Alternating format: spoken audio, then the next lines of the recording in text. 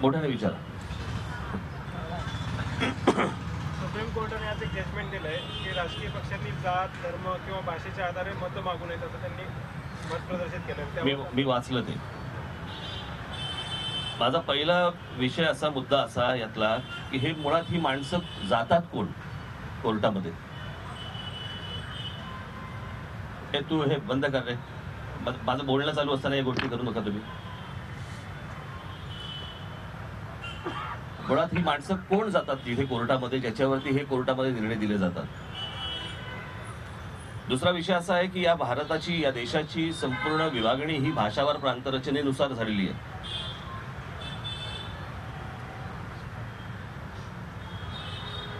असं कधी कोण म्हणत नाही की माझी भाषा ही मला मत द्या. परंतु ज्या प्रकारे आज महाराष्ट्राची जर स्थिती पाहिली जी इतर राज्यांपेक्षा खूप वेगळी आहे आणि वेगळी अशा अर्थाने वेगळी आहे की इथे येणारी जी माणसं आहेत परराज्यातनं याची संख्या फार मोठी आहे आणि ही संख्या मोठी असल्यानंतर जेव्हा ते इथे येतात आणि इथली राज्याची भाषा ज्या वेळेला ते बोलायचं नाकारतात त्यावेळेला संघर्ष सुरू होतो.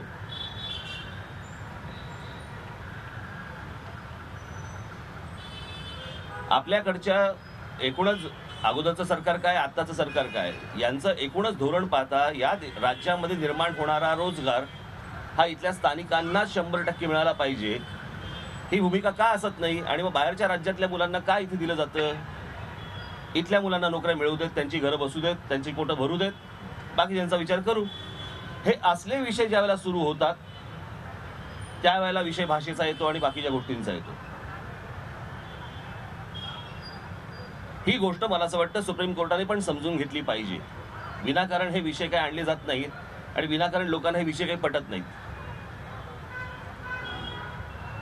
त्याच्यामुळे कोणतरी कोर्टात जायचं, कधीतरी एखादा आदेश द्यायचा कुठच्याही गोष्टींचा, पण वस्तुस्थिती काय आहे हे एकदा तपासून बघा ना. ती न तपासता ज्यावेळेला तुम्ही अशा प्रकारचे निर्णय देता आम्ही कसे मानायचे.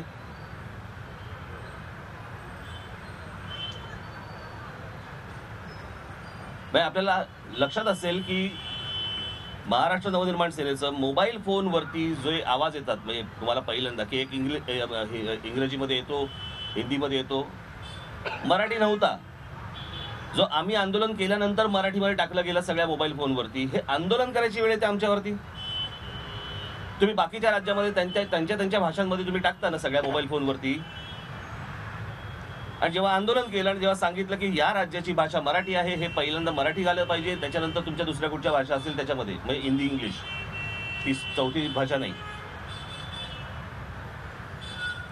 हे असले प्रकार होतात म्हणून या गोष्टी बोलाव्या लागतात. याचं काही राजकारण करायची हौस नाही आम्हाला.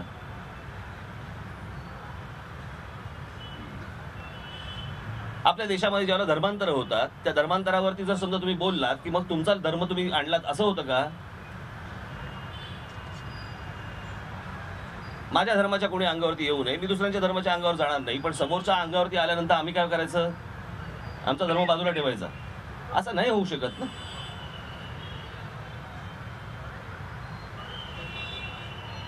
हा देश मुळात इतका मोठा देश आहे की हा थोडासा समजून घ्यायला थोडा वेळ लागेल. मोदींना कठीण जाते, सुप्रीम कोर्टाला कुठून कळणार. बोला.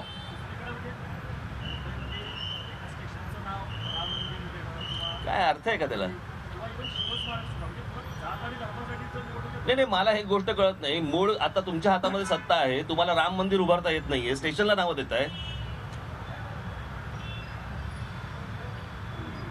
ज्याच्यासाठी जेवढा मोठा संघर्ष झाला, इतकी माणसं गेली त्याच्यामध्ये, विटा आणि गंगाजळावरती पैसे कमवले गेले, त्याचे हिशोब नाहीत अजूनपर्यंत, तो भाग वेगळा.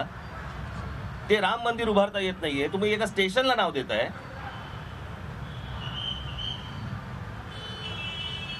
आणि त्याच्यावर नाही तुम्ही राजकारण करत बसलात.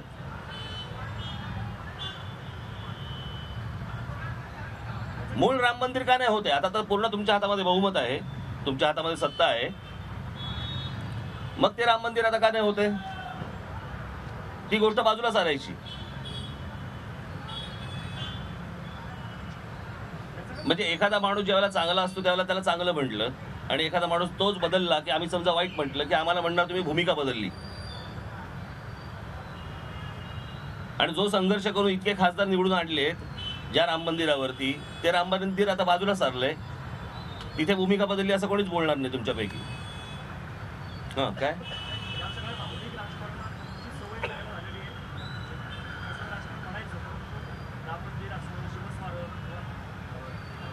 नाही, मला असं वाटतं की ह्या सर्व गोष्टींचा विचार हा जनतेने करायचा आहे की कामं झाल्यानंतर त्या कामांच्या वरती जर समजा मतदान याच्या अगोदर झालं असतं काही गोष्टींमध्ये, ते विषय कधी आले नसते. पण हा विषय फक्त मतदानाचा नाहीये, हा विषय आहे इथल्या अस्मितेचा. हा प्रत्येक राज्यातल्या अस्मितेचा विषय. हा काय त्यांच्या प्रत्येक वेळेला काही मतं मागण्यासाठी म्हणून ही भाषा आणि ह्या सगळ्या गोष्टी वापरल्या जातात असं नाहीये.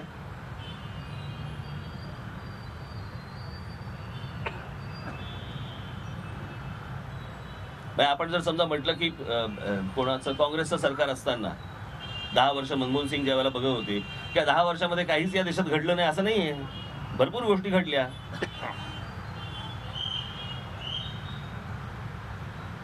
आता हे म्हणतात की सगळ्या परवानगी आम्ही आणल्या, पर्यावरणाची एनओसी आम्ही आणले, मुंबईतल्या शिवस्मारकाचा विषय आम्ही मार्गी लावला, पुण्यातली मेट्रोची परवानगी आम्ही आणल्या. परवानगी आणि उद्घाटन पुढं काय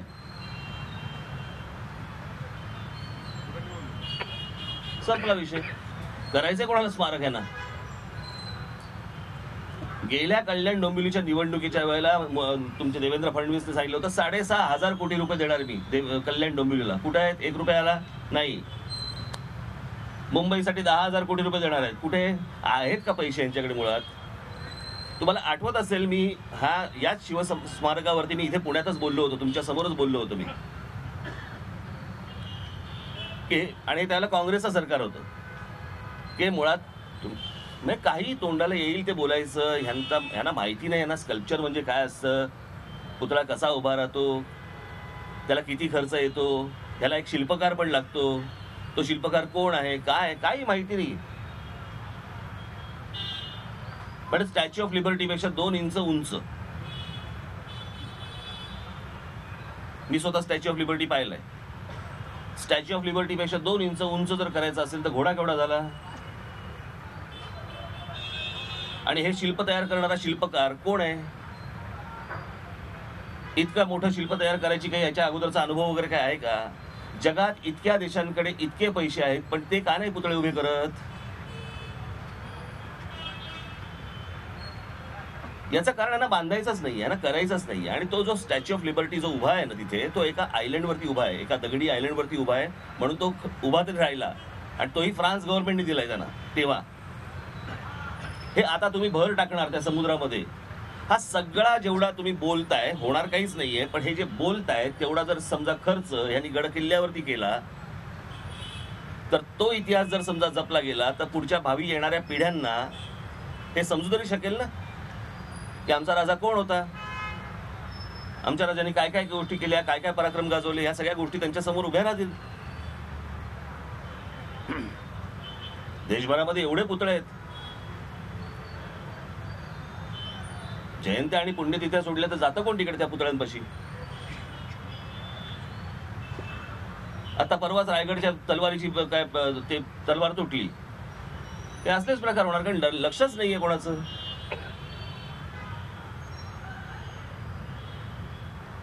आणि ह्यांना घोषणा करायची भयंकर आवड आहे हो.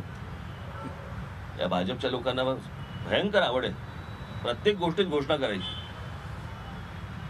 आता काहीतरी ते नवीन काढलं, काल ते बोलायला तयार नव्हते, त्या नोटबंदीवरती बोलायला तयार नव्हते. परवा दिवशी मोदी एक वाक्य बोलायला तयार नाही. काय काढलं तर महिला म्हणे, गरोदर महिलांना म्हणे 6,000 रुपये देणार. हा कुठचा प्रकार नवीन काढला लोकसंख्या वाढवायचा?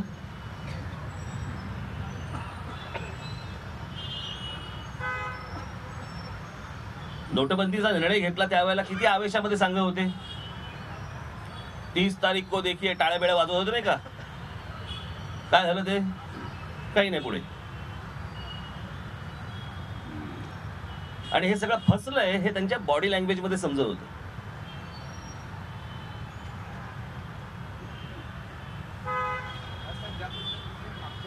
कॉर्पोरेशनच्या वेळी इच्छुकांची परीक्षा घेतली हो. त्यावेळी काही घडलं? मी मागच्या वेळेला ती परीक्षा घेतली. कसं आहे, आपण एक नवीन काहीतरी गोष्ट करतो, चांगल्या दृष्टीने मी ती गोष्ट केली होती, किंवा महानगरपालिका आहे, महानगरपालिकेतले कायदे वगैरे या सगळ्या गोष्टी या सगळ्या लोकांना समजल्या पाहिजेत वगैरे वगैरे. ते परीक्षा घेतल्यानंतर मला जेव्हा नंतर लक्षात आलं या सगळ्या गोष्टी, की शेवटी एकेका वॉर्डामध्ये 5-5, 8-8, 10-10 लोक ते एकालाच. म्हणजे चांगलं त्यांनी चांगला पेपर सोडवला बिडवला ह्या सगळ्या जरी गोष्टी असल्या तरी पण शेवटी त्यांच्या घरी त्यांची मुलं किंवा त्यांची पत्नी असेल किंवा कोणी घरातली लोक असतील, ह्यांना एक फील यायला लागला की माझे वडील नापास तर नाही झाले, माझी आई नापास तर नाही झाली. बरं, त्याची उत्तर त्यांच्याकडे नव्हती. प्रत्येकाला घरात जाऊन तुम्ही सांगणार कसं? आणि असल्या सगळ्या गोष्टींमुळे प्रोसेस आता ही तीच आहे, त्याच प्रकारची आहे, फक्त ह्या परीक्षा ही गोष्ट बाजूला सारलेली आहे, पण प्रोसेस तीच आहे. यावेळेला काय निकष असतील नेमके? काय सांगू? उमेदवारीचा हा उमेदवार अर्जासाठी 15,000 रुपये. काय उमेदवारी अर्जासाठी 15,000 रुपये शुल्क तुमच्याकडनं घेतलं जातं. आणि इतर- 15,000? तर त्यात पक्षाकडनं 15,000 काय उमेदवारी इच्छुकांना 15,000 सांगितली होती. मी सांगितले होते कशाला? इतरांपेक्षा. नाही, कुठेच नाही आहेत 15,000. नाही नाही नाही, काढून टाका ते, काढून टाका. 15,000 रुपये हा कॅशलेस? 5 वर्षाचं जे काम आहे पुणे महानगरपालिकेचं, ज्या पद्धतीने प्रश्न असतील त्या कामाबद्दल तुम्ही समाधानी आहात? 100% मी समाधानी आहे. माझ्या नगरसेवकांनी पुण्यामध्ये, नाशिकमध्ये ज्या प्रकारची कामं केली आहेत, मुंबईमध्ये ज्या प्रकारची कामं केलेली आहेत, ही इतर राजकीय पक्षांच्या नगरसेवकांची तुलना करायची आणि मग मला सांगायचं. म्हणजे जिथे मी आज पुण्यामध्ये असेल, मुंबईमध्ये असेल, नाशिकमध्ये असेल, मी जिथे उद्घाटनं करतोय तिथे बाकीचे राजकीय पक्ष भूमिपूजन करत आहेत.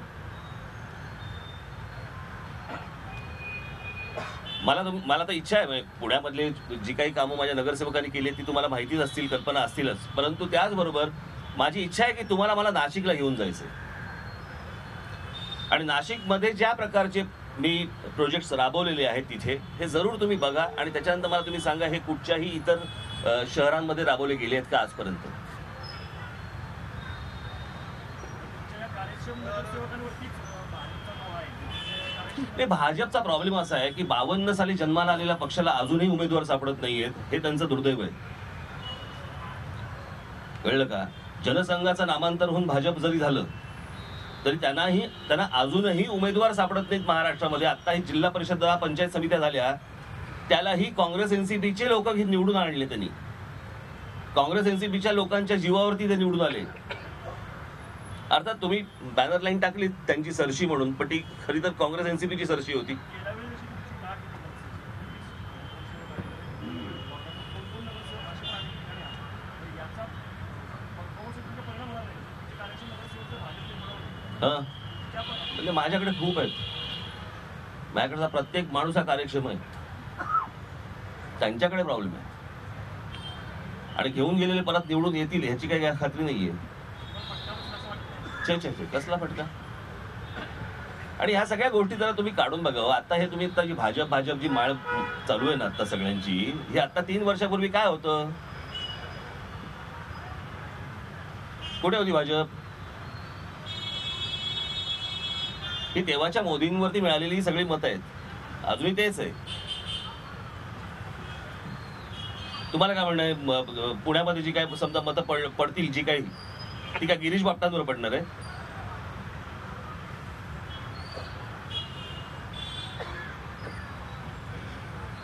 पुढे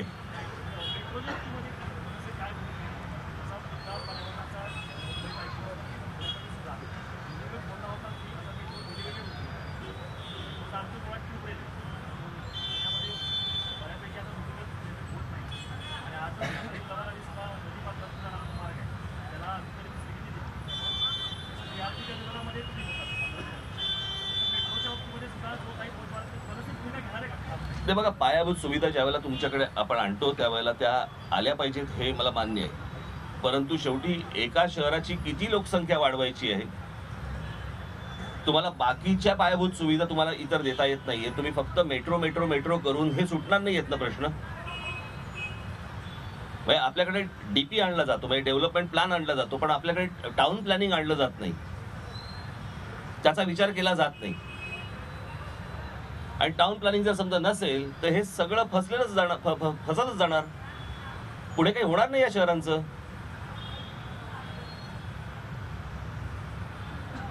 नुसतं फक्त आम्ही काहीतरी करतो आहोत म्हणून मेट्रो आणायची, याला काहीच अर्थ नाहीये. तुम्ही जर बाकीच्या देशांमध्ये गेलात तर त्या देशातल्या शहरांमधली जी स्थिती आहे किंवा त्यांनी ज्या प्रकारचं प्लॅनिंग केलेलं आहे ते एकदा बघितल्यानंतर थक्क व्हायला होतं. मग हे आपल्याकडे का नाहीये? मुळात ज्या प्रकारच्या घोषणा आज राज्य सरकार करते आहे तितके पैसे राज्य सरकारकडे मुळात आहेत का?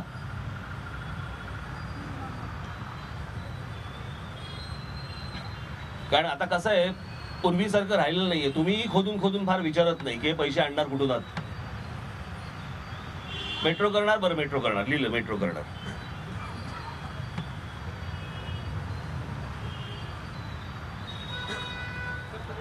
भाजपला 1992 स्थापन देखील उमेदवार मिळत नाहीये, बरोबर आहे. पण तुमच्या पक्षाचे एवढे आमदार किंवा नगरसेवक पक्ष का जात आहे? हवा पालट असेल.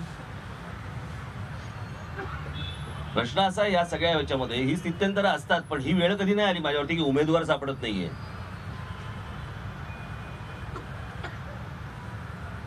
पक्षामध्ये अनेक लोक आहेत, कर्तृत्ववान आहेत, कर्तबगार आहेत, संधी मिळाली की पुढे येतात.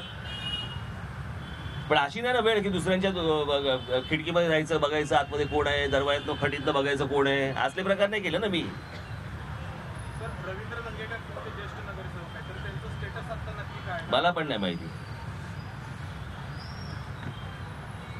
अन्य पक्षातले कोणी संपर्कात आहेत? हा? अन्य पक्षातनं कोणी पुण्याच्या नेतृत्व आहे, संपर्कात आहेत? आणि असले तर सांगू. काय बोलताय? बरं सर, आपला जाहीरनामा कधी किंवा त्याच्यातले काय प्रकारे फोकस करावा लागतो? येईल तू वेळ, निवडणुकीला जो वेळ. स्मार्ट सिटीच्या बाबत सगळ्यात आपल्या नगरसेवकांनी विरोधी भाषणं केले आहे. त्यावेळेस काय झालं की अचानक पाठिंबा, सभा सुरू असताना अचानक पाठिंबा दिला होता, कारण त्यामुळे बराच गोंधळ निर्माण झाला. नाही, या सगळ्या गोष्टींचा मुळात आमच्या काही गोष्टींना विरोध होता आणि त्या गोष्टी अटी आम्ही मान्य करू हे त्यांनी मान्य केल्यानंतर त्यांनी आम्ही पाठिंबा दिलेला आहे. तुम्ही ते मधलं गाळटा, भाषण सुरू बाई डायरेक्ट तुम्ही फाईट नंतर गाणं सुरू करता. सर्वसाधारण सभा सुरू असताना 2 भाषणं याचं कारण माझा फोन आला, कारण मला ज्या वेळेला त्यांनी सांगितलं की तुम्ही ज्या अटी सांगितलेल्या आहेत या सगळ्या गोष्टीतल्या त्या आम्हाला मान्य आहेत, त्या आम्ही त्या करू.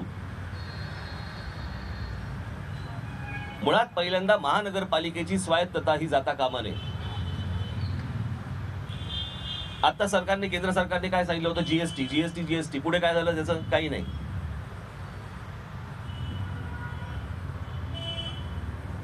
आणि सगळ्याच गोष्टीला समजा केंद्राला हातामध्ये घ्यायच्या असतील तर असं कसं करून चालेल? देश केंद्रशासित करायचा आहे का तुम्हाला?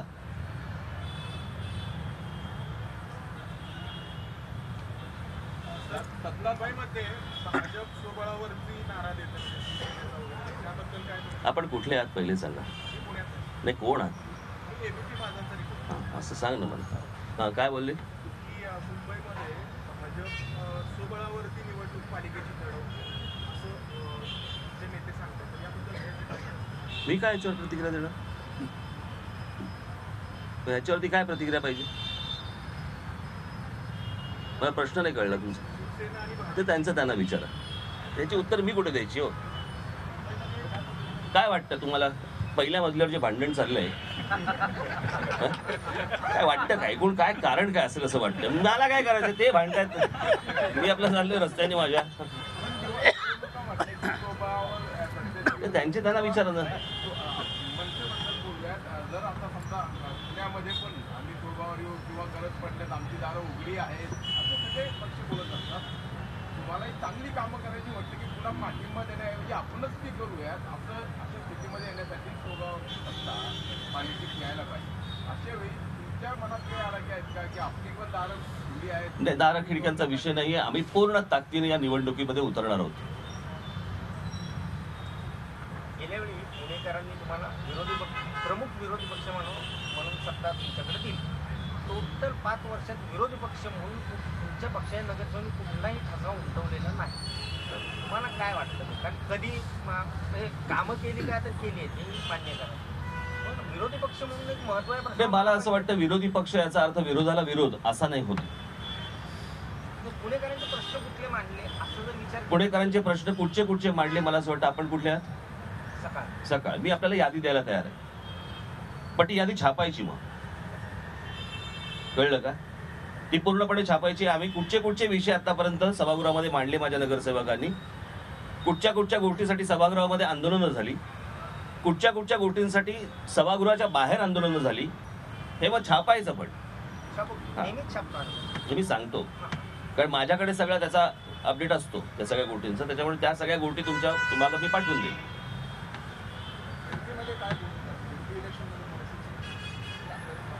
आता या ना कुठे आता चाललंय, आता झालं ना ते सगळं संपलं. चला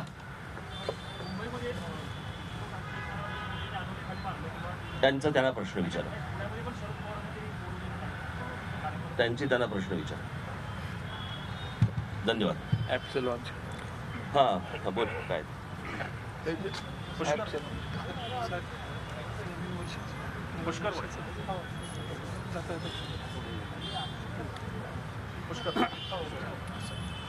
आणि आपणा सर्वांना मी नवीन वर्षाच्या मनपूर्वक शुभेच्छा देतो.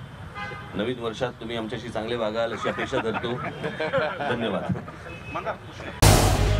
झी 24 तास रहा एक पाऊल